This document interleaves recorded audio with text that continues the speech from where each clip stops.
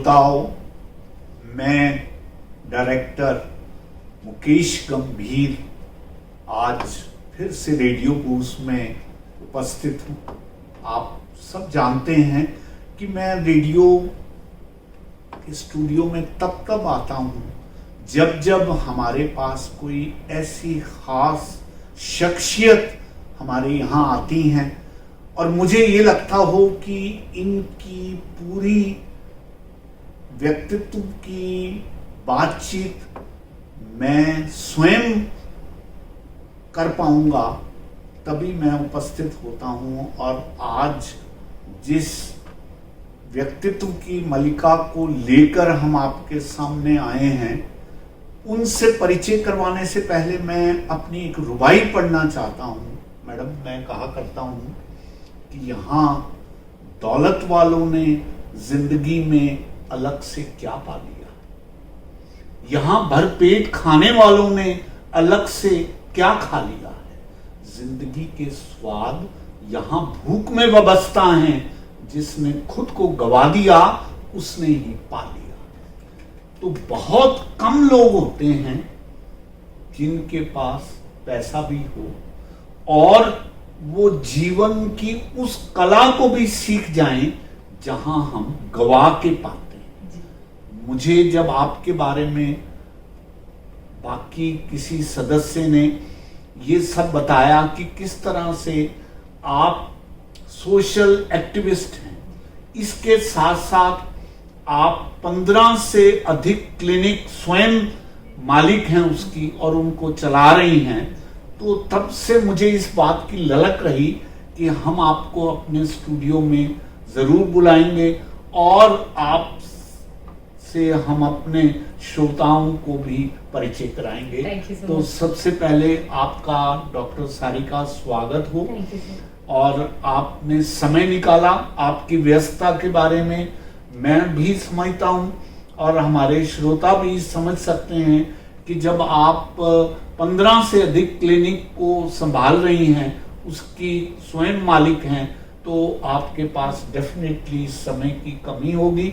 लेकिन उसके बावजूद मैं एक बात और कहा करता हूं कि जीवन में जितनी भी अच्छी उड़ाने हैं वो परों से नहीं, हौसलों से हुआ करती हैं। Very nice. तो जो लोग हौसले रखते हैं और जज्बा रखते हैं, इंटेंसिटी रखते हैं, उनके सामने कोई भी चीज रुकावट नहीं होती। बशीर बद्र एक बहुत मशहूर शायर हुए हैं, वो कहा करते हैं कि जब से चला हूं मंजिल पे नजर है, जब से चला हूं मंजिल पे नजर है, मैंने अब मील के पत्थर नहीं देखे। तो बात ये है कि आप जैसे शख्सियत के लोग मंजिल की तरफ बढ़ते रहते हैं, साथ साथ बहुत काम करते रहते हैं।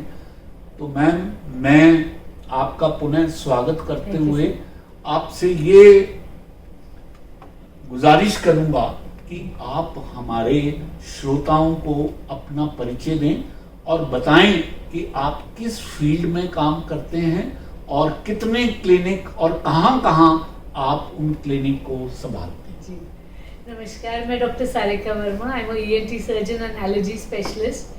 20 साल से एलर्जीज पे काम कर रही हूँ। पहले 6 साल मैं गंगाराम में थी और उसके बाद अभी 13 साल से गुड़गांव में हूँ। मेरे कई सेंटर हैं दिल्ली, बॉम्बे, गुड़गांव, चंडीगढ़, उदयपुर में, और इनको मैं अपने आप ही संभालती हूँ। गुड़गांव में मेरा सेक्टर 31 में मेरी मेन ब्रांच है जहाँ मैं ऑलमोस्ट एवरीडे होती हूँ। बाकी बॉम्बे मेरे 3 सेंटर हैं जहाँ मैं वंस इन अ मंथ जाती हूँ। चंडीगढ़, उदयपुर भी वंस अ मंथ जाती हूँ और दिल्ली एवरी वीक जाती हूँ। तो ये बेसिकली मेरा एक प्रयास है एलर्जी का जो ट्रीटमेंट है ज़्यादा से ज़्यादा लोगों तक पहुंचाने का।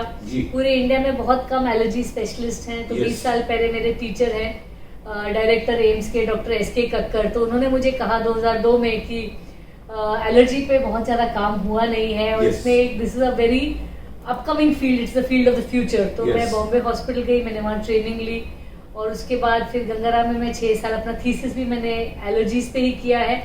और 2500 से ज्यादा पेशेंट्स का मैं एलर्जी टेस्टिंग खुद अपने हाथ से कर चुकी हूँ। क्या बात है। और एलर्जी टेस्टिंग हम लोग, बहुत पेशेंट परेशान रहते हैं जो एलर्जी वाले पेशेंट्स हैं, वो यहाँ से वहाँ घूमते रहते हैं कि कहाँ इलाज कराएं। और जब मेरे को मिलते हैं तो कहते हैं आज तक किसी डॉक्टर ने बताया क्यों नहीं कि एलर्जी का इलाज मुमकिन है। Yes. तो मेरा ये प्रयास है कि हम ज्यादा से ज्यादा लोगों तक पहुंच सके। एलर्जी का ट्रीटमेंट करने के लिए हम एलर्जी टेस्टिंग करते हैं बाजू पे दवाई लगाकर, राइट, और इम्यूनोथेरेपी वैक्सीनेशन देते हैं ताकि Yes. एलर्जी जड़ से खत्म हो जाए। ओके, तो in nutshell that's what I do. Yes. और एलर्जीज में सब प्रकार की होती है, जैसे छींके आना या नाक से पानी आना, हाँ, नाक बंद हो हाँ, जाना। हिचकी का भी दिक्कत हिचकी एलर्जी नहीं होता सर, वो Okay. अलग ही चीज है। पर अच्छा। खांसी आना या एलर्जिक कॉफ या सांस फूलना, एस्थमा होना, जो बच्चे नेबुलाइजर पे हैं वो, यस, स्किन एलर्जीज जिसे अर्टिकेरिया हो जाते हैं, जिसको चपके कहते हैं, या कभी लिप स्वेलिंग हो जाना, आई स्वेलिंग हो जाना, ओके, और different kind of food allergies. And essentially this is what we do. Okay, और बहुत एलर्जीज बहुत प्रोमिनेंट हो गई। Almost 2 out of 5 patients today, people today are suffering from allergy. Right. So allergy का it's almost like an epidemic, लेकिन इतने ज़्यादा specialist नहीं है और अक्सर लोगों को नॉलेज नहीं है कि एलर्जी ट्रीट हो सकती है। तो Yes. मेरी टैगलाइन है एलर्जी इज ट्रीटेबल। ओके, तो that's what I do. Okay, my clinics name is allergy dog. Okay. Doctor Sarika, मैं since I told you that my wife had been a very good gynecologist, और मेरा बहुत सा समय doctors campus में भिवानी में गुजरा और अदरवाइज भी डॉक्टर्स से मेरा काफी मिलना जुलना है।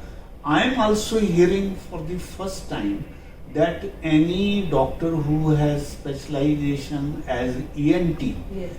and he is simultaneously taking care of allergy, Yes. it seems to be a very rarest of the rare combination. नहीं sir, a lot of ENT surgeons are into allergy now. अच्छा। 20 साल पहले जब मैंने शुरू किया था तो there were hardly a handful. Yeah. लेकिन for the last 20 years I have been teaching allergies, I have been speaking about it, and in fact I am one of the people who has written the guidelines for treatment of allergies in India.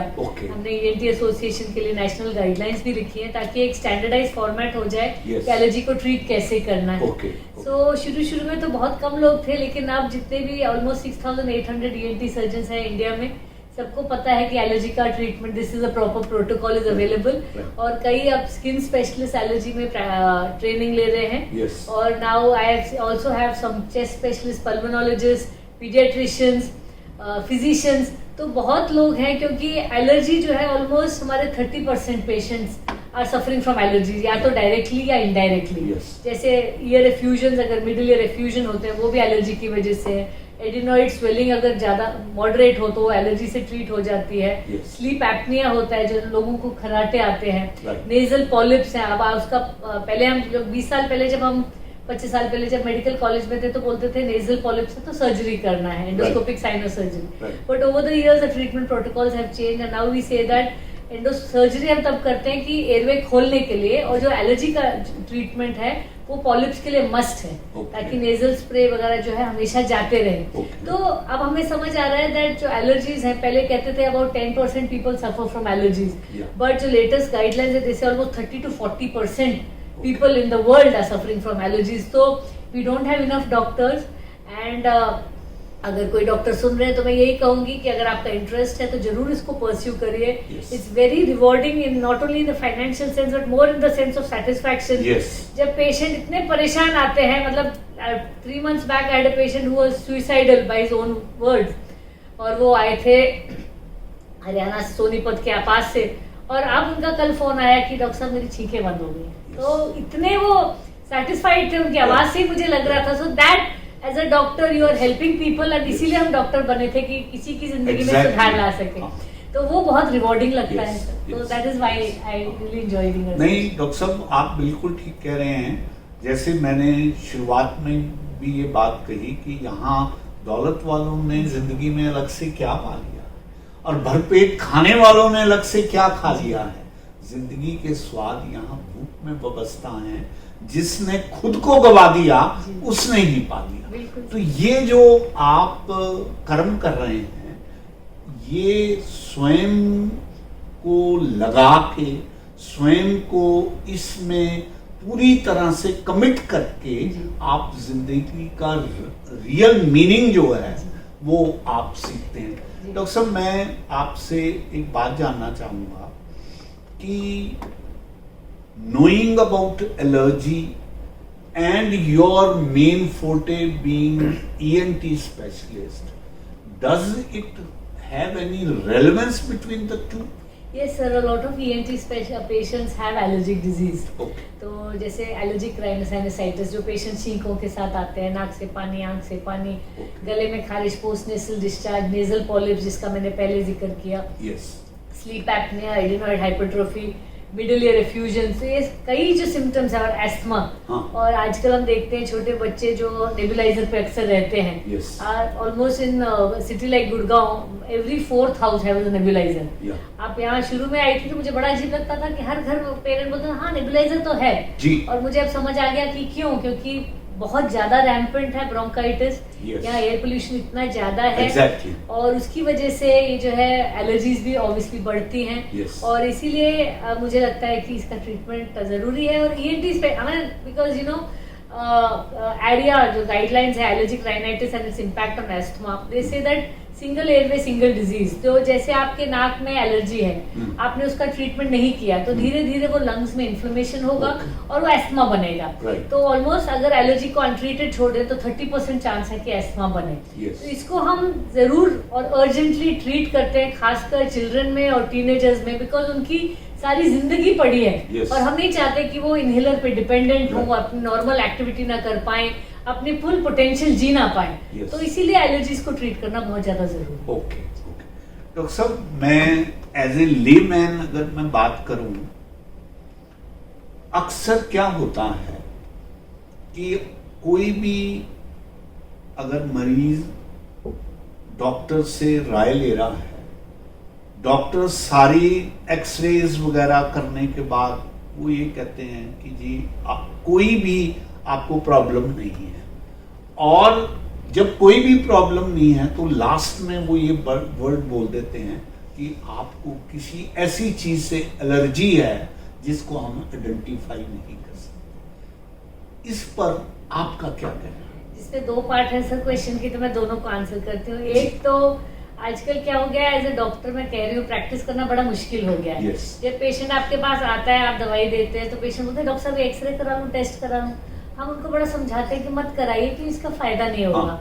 लेकिन अक्सर patient blood test x ray सब करा के ही लाते हैं. Yes. तो मुझे लगता है अगर हम डॉक्टर एज अ डॉक्टर हम प्रिस्क्राइब करें कि टेस्ट करा लीजिए, सीटी करा लो, तो बोलते हैं नहीं डॉक्टर पैसा खा रहा है. Yes. अगर डॉक्टर कहता है कि टेस्ट मत कराओ, दवाई लेके देखो, तो कहता है कि डॉक्टर को तो कुछ पता ही नहीं है, Yes. टेस्ट नहीं कराना चाहता है. Yes. तो एक जो जनरल मिसट्रस्ट हो गया है प्रैक्टिस में कि you don't simply think that the doctor is always wrong. Yeah. और ये एक जनरल मंशा हो गई कम्युनिटी की. Yeah. लेकिन I am a very old school में, बहुत एंशिएंट मेरे टीचर्स हैं, थॉट प्रोसेस उनका बहुत ही क्लिनिकल रहा है. मैं गंगाराम में ट्रेनिंग ली है, उससे पहले मद्रास मेडिकल कॉलेज में थी, डॉक्टर एसके कक्कर के साथ मैंने काम किया है. तो उनके वैल्यूज लेके मैं चलती हूँ. आज तक मैंने किसी से एक पैसे का नकट, फीडबैक, किकबैक किसी से कभी कुछ लिया नहीं, ना किसी को दिया है, क्योंकि मुझे लगता है कि this is one ill that we must stop in society. तो उसके अलावा जब हम अगर देखते हैं और अगर पेशेंट को एलर्जी निकलता है, तो अब ये नहीं कह सकते कि अब we don't know what you are allergic to, क्योंकि एक हम जो टेस्ट करते हैं उसको allergy test by skin prick method कहते हैं. ग्लोबली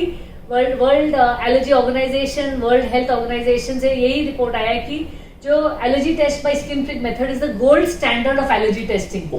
98% एक्यूरेट है, बहुत ही मतलब सरल तरीके से हो जाता है, 1 घंटे में प्रोसेस हो जाता है. आपकी स्किन पे करते हैं, आपको खुद दिख जाता है. पेशेंट खुद बोलता है डॉक्टर साहब ये नंबर 18 और 14 में दिक्कत है, वो आपको खुद दिख जाता है. You feel a sensation, you feel a swelling, and this is 98% accurate. So this is a gold standard. और इसे 100 मतलब 98% is like really really very high number. तो ब्लड एलर्जी टेस्ट जो आप कराते हैं वो जो है वो अबाउट 50 to 60-70% एक्यूरेट होते हैं, एंड वो बहुत एक्सपेंसिव होते हैं. तो skin prick test is relatively cheaper, it is safe, it is reliable, it is repeatable, patient को दिख जाता है. तो ये बहुत अच्छा टेस्ट है, सिंपल टेस्ट है, और आपको जरूर करा लेना चाहिए. ओके डॉक्टर साहब, मैं जो ये आपसे प्रश्न कर रहा हूँ, this is based on the experience of one of my colleague who has undergone various test, और उनको खांसी जो है वो अपने आप बंद हो जाती है, अपने आप फिर शुरू हो जाती है. और जब सारे उन्होंने चेकअप करा लिए और 2-3 बार करवा लिए और कोई कुछ नहीं मिला, तो जो कुछ उनको कहा गया वो यही है कि जी आपको कोई एलर्जी है जो हम आइडेंटिफाई नहीं कर पा रहे. हो सकता है कि उनका एलर्जी टेस्ट ना हुआ हो सकता है। हाँ, एलर्जी टेस्ट हाँ। नहीं, टेस्ट नहीं हुआ जी, जी। एलर्जी का, बट अदरवाइज बाकी सारे उन्होंने चेस्ट का सारा वो करवा लिया। तो ये इसको हाइपर रिएक्टिव एयरवे डिजीज कहते हैं सर, क्योंकि जो हमारी एयर क्वालिटी की हालत है, Yes. पोल्यूटेंट्स बहुत ज्यादा हाई है, particulate matter 2.5, particulate matter 10 are more than 20 times the permissible limit. Yeah. तो यहाँ रहने में, मेट्रोपॉलिटन सिटी गुड़गांव में रहने में दिक्कत तो आती है, जी। लेकिन ये है कि ये इतनी सिटी वाइब्रेंट है, इतनी अट्रैक्टिव है कि Yes. मुझे तो बहुत पसंद है। नहीं, बिल्कुल ठीक अगर कह रही मेरी हैं। लाइफ यहाँ 10 साल कम भी हो रही है, I just think I can put in more life into those years. Yes, but yes. I love the city. Now, since I have come from Faridabad to जी. this place, जी. I 100% in a position to endorse your viewpoint कि definitely Gurgaon is one of the most progressive city which is coming forth, having all the facilities, infrastructure and all that. Of course, some of the minus points are there nowadays, traffic and all that, that creates a bit hurdle in saying that it is a very progressive city. But all said and done, as you have said, that ultimately you love to stay in this city. I do. So, Dr. Sahab, now coming to other area of your working, may I, because I have heard a lot that you are doing lots of work for the improvement of environment, for the society as a whole. So in nutshell, because frankly speaking, I personally strongly feel that we need to call you again and again to get the proper feel of your various areas in which you are working. So give me in nutshell that how many in other areas you are working. How many other? I would actually like to, instead of speaking about everything, I'll speak about two things. One about is women security. Okay. ये बहुत बड़ा issue है इस समय India में।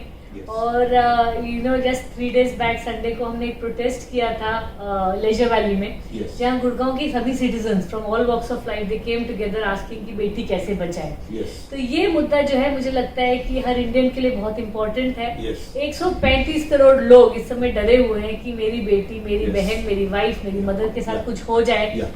तो जो perpetrator है, जिसने कुछ गुनाह किया है, हाँ. उसको कानून अलग से देखेगा। अगर वो गरीब आदमी है तो उसको तुरंत शूट एट साइड भी हो जाएगा, लेकिन अगर वो अमीर आदमी है या वो एक पर्टिकुलर तबके का है या वो पॉलिटिकली एक्टिव है, वो पॉलिटिकली प्रोटेक्टेड है, तो कानून हमारे साथ नहीं देगा। Right. तो बिल्किस बानो का जैसे आपको पता है कि उनकी कितनी लंबी स्ट्रगल रही है, Yes. एंड वो it hurts me as a human being. Yeah, मतलब yeah. हिंदू हो, मुसलमान हो, दलित हो, बेटी बेटी होती है। Exactly. और वो देश की बेटी है। Yeah, yeah. तो जब हम लोग निर्भया के लिए 2012 में सारा देश नीचे आ गया जमीन पे कि ऐसा हो नहीं सकता, फिर भी Yes. कई वर्ष लग गए उन दरिंदों को फांसी पे लटकाते हुए। Yes. अब बिल्किस बानो ने जो सुप्रीम कोर्ट तक लड़ाई लड़ी और उनको जेल में भिजवाया, जी। और जिस दिन प्रधानमंत्री ने सारे देश को कहा कि तुम्हारे पास 5 चीजें हैं करने को और उनमें से एक है महिला का सम्मान, उसी दिन, मतलब you know see the irony of the situation, उसी दिन 11 rapist were release by the Gujarat government saying कि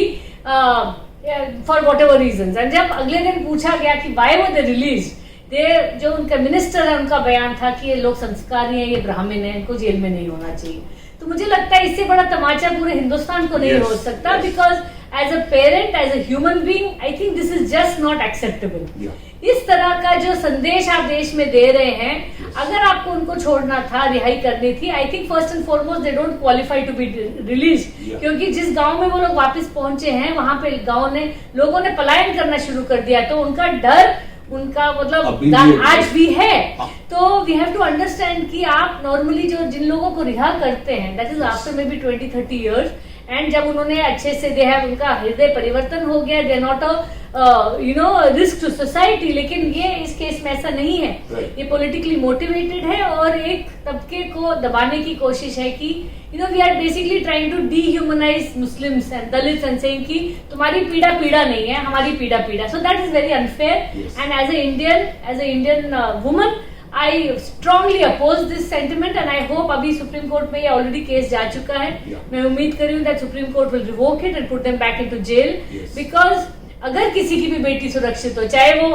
हाथरस की बेटी हो, चाहे वो कथुआ की बेटी हो, चाहे वो उन्नाव की बेटी हो, चाहे वो मेरी और आपकी बेटी हो, हर बेटी को एक सुरक्षित माहौल का we have to give them a protected environment and हमें एज ए पेरेंट हमेशा पता होना चाहिए कि अगर कुछ भगवान ना करे कुछ हो तो सरकार मेरे साथ खड़ी है, कानून व्यवस्था मेरे साथ खड़ी है, जो न्याय प्रणाली है मेरे साथ खड़ी है। तो दैट इज वेरी इंपॉर्टेंट। और जो मैसेजिंग है अगर हम लोग दे रहे हैं कि आप इस तबके के हो तो आपको हम कुछ भी कर सकते हैं, अगर आप दलित हो तो आपको हम आपकी बॉडी रात को हम 2 बजे जला देंगे, परिवार को नहीं देंगे, तो ये जो समाज को जो मैसेज जा रहा है वो बिल्कुल गलत है और मैं इसका विरोध करती हूँ। So that is something that because ये इसी हफ्ते हुआ तो I am very little agitated about it as well. A few incidents took place in UP as well.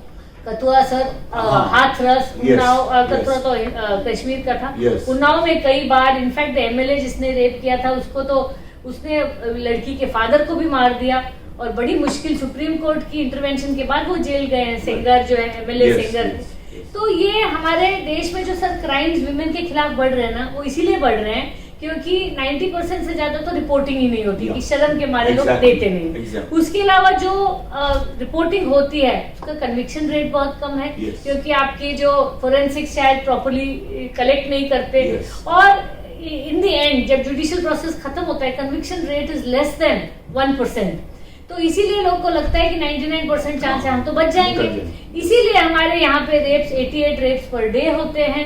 And I think that this is as a country if we want to progress, अगर हमारा 50% population डरा हुआ है, सहमा हुआ है, अगर unsafe feel करता है तो as a country we are not growing. And that is something that globally लोग हमें कैसे देखते हैं। अभी कल वो स्टडी आई है that among all the cities in the country Delhi is the most unsafe for women. तो ये गलत बात है ना। तो जिसे बॉम्बे में मैं रही हूँ, बॉम्बे में आप अकेले महिला हो रात को 2 बजे भी टैक्सी लेते हो तो आपको डर नहीं लगता, लेकिन गुड़गांव में रात 8 बजे भी आप टैक्सी लेते हैं तो मतलब मैं एयरपोर्ट से आती हूँ, मेरी mother I mean I am a grown woman, I have children but my mother will call me and से बेटा तू आराम से पहुंच जाना या ड्राइवर को बुला ले। तो ये जो डर है ना ये हमें खत्म करना है। और खासकर मैं दिल्ली एनसीआर के आसपास जितने भी मुख्यमंत्री हैं सभी से निवेदन करूंगी कि इस पे सीरियस एक्शन लें। बहुत साल हो गए निर्भया को हुए और we have to stop it. और जिस तरह आपने देखा it's very heart breaking, Ankita जिस तरह एक girl was being stalked by a man, उसने मना किया, उसको जला दिया गया जिंदा। ऐसी बर्बरता इस देश में कितना मिसगाइडेड यूथ हो गया है कि वो सोचता है वो कुछ भी कर सकता है। उसको तो इमीडिएटली चलो अरेस्ट कर लिया गया and I hope he rots in hell. लेकिन मतलब महिलाओं को सुरक्षा एक बहुत इम्पोर्टेंट मुद्दा है और सरकार को केवल स्पीच नहीं देना, सरकार को इस पे काम करना चाहिए। सो that is something that I do. In some coming time we'll discuss in details about this issue. Sure. You were to tell me 2 issues on which you are working. This is the one. Secondly, the second thing is air pollution and noise pollution, sir. क्योंकि noise पे मैं 6 वर्षों से काम कर रही हूँ। Air different levels पे डिफरेंट सिटीज में हमने काम किया है। और जिस तरह India is one of the out of the top 10 noisy cities in the world, India में 3 आती हैं। तो दिल्ली उसमें से एक है, बॉम्बे भी है, कैलकाटा भी है। हमारे यहाँ पे आप रोड पे जाएंगे लोग अक्सर हॉर्न बजाया करते हैं। तो मैं सबको यही कहती हूँ जब आप फॉरेन कंट्री जाते हो कोई हॉर्न नहीं बजा रहा है and they are the same people who are driving. So please don't say कि नहीं वहां के लोग सुनते हैं। आपको यहाँ ध्यान रखना है जब आप ड्राइव करें तो आप हॉर्न ना इस्तेमाल करें क्योंकि वो दिखाता है कि आप किस तरह के ड्राइवर हैं। अगर आप फॉरेन कंट्री जाके, सिंगापुर जाके, यूएस जाके बिना हॉर्न की गाड़ी चला सकते हैं तो यहाँ क्यों नहीं चला सकते। थोड़ी सी पेशेंस की जरूरत है और हॉर्न की जगह ब्रेक दबाइए। तो 10 मिनट फालतू लग जाएंगे, उससे ज्यादा क्या होगा। लेकिन जब आप हॉर्न बजाते हैं, any noise above 85 decibel is harmful to your ears and your Indian horns are 90 to 112 decibel। तो मतलब जितनी बार भी आप हॉर्न बजा रहे हैं उतनी बार आप अपने कान को नुकसान कर रहे हैं, जो आस पड़ोस में लोग हैं उनको भी नुकसान कर रहे हैं। हमने 2 साल पहले, कोविड से पहले हमने एक स्टडी करी थी सर 8 सिटीज में। 588 पुलिसमैन को हमने, ट्रैफिक पुलिस का हमने ऑडियोमेट्री कराया था, हियरिंग टेस्ट। आपको हैरानी होगी 54% of them had a significant hearing loss। क्योंकि पुलिसमैन जो है वो पूरा टाइम रोड पे होते हैं और हॉर्न बजते हैं। तो जो लोग काम कर रहे हैं ना, जमीन पे काम कर रहे हैं, जैसे ट्रैफिक पुलिस हो गई, जो हॉकर्स हैं, जो लोग के घर है बाहर, जो मतलब हम तो बिग हाई राइज बिल्डिंग में रहते हैं, आपके डबल विंडोज हैं, आपको तो प्रोटेक्शन मिल जाता है। लेकिन जो लोग 2 व्हीलर्स पे जा रहे हैं, Yes. बस वाले जो चलाते हैं, इन सब की हियरिंग जो है बहुत ज्यादा इफेक्ट हो रही है। Right. और दूसरा है नॉइज का, जो हम एक ही क्रम में बात करें तो मैं कहूंगी हेडफोन्स Right. एक बहुत बड़ा चैलेंज बन गया है। पिछले 2 साल में जब ऑनलाइन क्लासेस रही और वर्क फ्रॉम होम रहा, तो हेडफोन्स का यूजेज बहुत ज्यादा बढ़ गया है। Yes. We are seeing small children even with Right. Hearing loss. Right. और आपके पास एक फाइनाइट हियरिंग है, भगवान ने आपको जो नर्व सेल्स दिए हैं Yes. वो एक लिमिटेड कैपेसिटी है। एक चेन्नई में स्टडी हुई थी, जो ट्राइबल्स की टेस्टिंग हुई और जो सिटी डवेलर्स की टेस्टिंग हुई, हियरिंग टेस्ट। जो ट्राइबल्स थे उनके इवन एट एज ऑफ 90 उनकी हियरिंग वेल प्रिजर्व थी, क्योंकि जंगल में शोर नहीं होते, वो एम्बिएंट नॉइजेस होते हैं एनिमल्स के, दे आर प्लेजेंट। और जो सिटी डवेलर्स थे, by the time they were 60, more than 50% had a significant hearing loss. तो आपके पास उतनी हियरिंग है। मैं स्पेशली यंग पीपल को कहना चाहती हूँ जो जोर जोर से म्यूजिक लगा के सुन रहे हैं, जी। देखिए म्यूजिक एंजॉय करना बहुत अच्छी चीज है। आप अपना लाउड स्पीकर पे लगाओ और मजे से सुनो, डांस करो, I don't care. Yeah. But the moment you put it in your near your year, 2.5 centimetre दूर आपका इनर ईयर है जहाँ इतनी एनर्जी जा रही है। And so we are seeing a lot of noise induced trauma, hearing loss, tinnitus, जो कान में शाई शाई की आवाजें आती हैं। Yes. तो वो भी बहुत ज्यादा बढ़ गया है। Yes. तो सभी से निवेदन करूंगी, अपनी हियरिंग का ध्यान रखें, हॉर्न बजाए बिना गाड़ी चलाएं, ब्रेक का इस्तेमाल करें और हेडफोन्स कम से कम यूज करें और मिनिमम वॉल्यूम पे यूज करें, ताकि आपकी हियरिंग ज्यादा से ज्यादा दिन रहे, वरना आपको सिर्फ हियरिंग एड लगाने की जरूरत पड़ेगी। Dr. Sab, thank you very much. Thank you sir. And really, I feel that our studio is enriched with your talks. Thank you sir. Because I personally feel our audience would also be grateful to you for telling all these things. Very soon, I can promise to my audience that we'll request this busy lady to come again to our studio and we'll talk in details about the allergy part, about ENT part, and about the various social activities which she is doing. I think we need person like you, Thank ma'am, you very much. to visit us time and again and give complete benefit to our audience. Thank you sir. Thank you very much. Thank you very much.